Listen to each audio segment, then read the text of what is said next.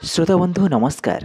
आपण मैंने शुणुंट रेडियो बाघाजतीन गोष्ठी बेतार केन्द्र कार्यक्रम प्रसारित होउछि 89.6 एफएम बैंड रे।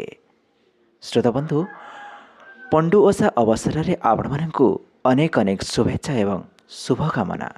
श्रोता बंधु पंडु ओषा मार्गशीर मासर पूर्णिमा दिन पालन करा जाए। मार्गशीर पूर्णिमा को पंडु पूर्णिमा मध्य कहा जाए।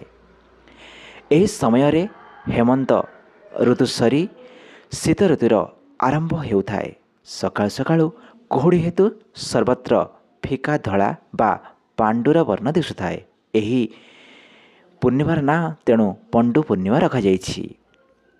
बड़ ओषा परी एही व्रत को गज बसाई पालन करा जाए। नारी माने एही व्रत माध्यम रे यमराजा को पूजा बा उपासना करिथांती। एहार मुख्य उद्देश्य हेउछि पुत्र संतान प्राप्ति। पुत्र संतानर कामना करी एही पूजार्चना करा जाय थाए। एही व्रत पालन रे निर्दिष्ट किछि विधि रहिछि। एथिपाई गृह चटाण को गोबर रे चिक्कण करी लिपा जाए। चिता एवं मुरुज तापरे पका जाए। गज को स्थापना करा जाए एवं पूजन विशेष करी पुरोहितंक द्वारा यमराजन को आवाहन पूजन एवं नैवेद्य अर्पण पूर्वक भक्ति प्रणति बढ़ा जाए। एही पूजार मुख्य भोग हेउछि मंडा पिठा।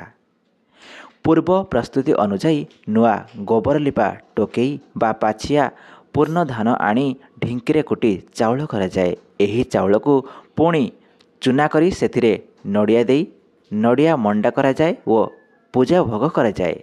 एहा सहित खई कदली एवं फल छेना आदि भोग मध्य बढ़ा जाई थाए। पंडु ओषा एक निष्ठार व्रत। नारी जाति विशेष करी माँ मानक पई यह अत्यंत गुरुत्वपूर्ण। श्रोता बंधु लोकगीत अच्छी जे अइला पंडु मले मशा फाटुआ देले मुरुकी हसा। कुहुड़ी हेउछि मशांग जम। अन्य पक्षरे गोड़फटा रोग शीत ठारू आरंभ होइथाए। तेबे श्रोता बंधु आपण माने शुणुथांतु रेडियो बाघाजतीन गोष्ठी बेतार केन्द्र 89.6 एफएम बैंड रे।